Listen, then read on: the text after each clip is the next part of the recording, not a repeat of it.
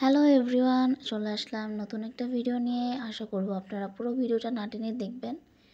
আর request থাকবে, যদি ভালো লাগে ভিডিওগুলো তাহলে প্লিজ লাইক দিয়ে দেবেন। মেনকাকে গোসল করানো হয়েছে কিছুক্ষণ আগে। এখন নিজের শরীরটা কিন্তু চেটে চেটে নিচ্ছে। আর ভালোভাবে তোয়ালে দিয়ে কিন্তু শরীরটা মোছানো হয়েছিল খুব ভালোভাবে। তো যার কারণে এখন খুবই হালকা ভিজে রয়েছে।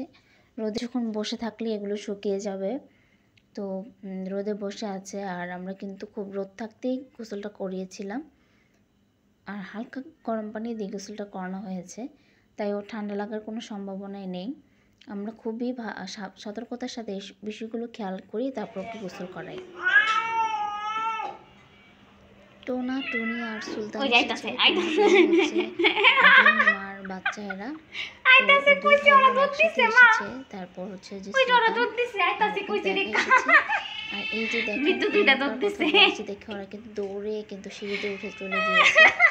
তো দেখতে থাকুন কি হয় এরপর। টুনা, তোর ভাই টুনা, তোর মা কো? তোর মা খাইয়া গেছে না? খাইয়া যে এত করে লই আইছে। তুই কই থেকে আইলি?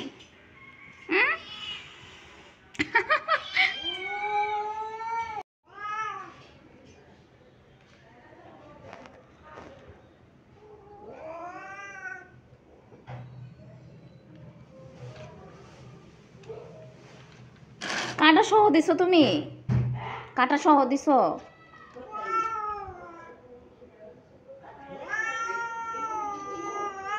না দাঁড়াও, দেখতেছি। বাঁচতে তো পারতাছি না, যে মারতে পারতাছি না এর আগে খাওয়া শুরু করছে।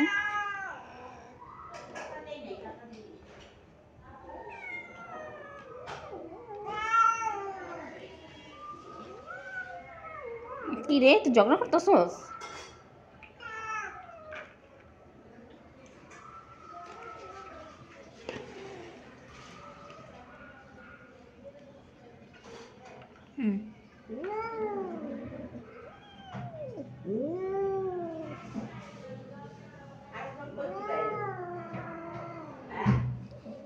কি জানি সুলতান, দুই বোন, ভাই বোন। কি রে, ও মা, দুজন ওটার মধ্যে খাইতে দিছি, দুজন দুই বাটি দখল করছে।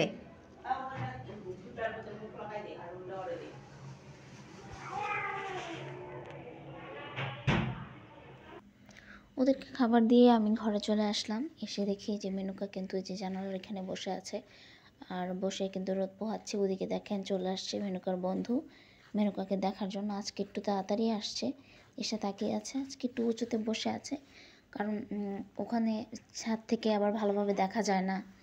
তো মেনুকা কিন্তু আবার নিচে চলে গেল, একটা ভাব বজায় রাখলো আর কি। তো সে হচ্ছে ব্যস্ত তার শরীর শুকানোর জন্য। ওদেরকে মেনুকার বন্ধু কিন্তু একটু মন খারাপ করলো, নেমে গিয়েছে তাই।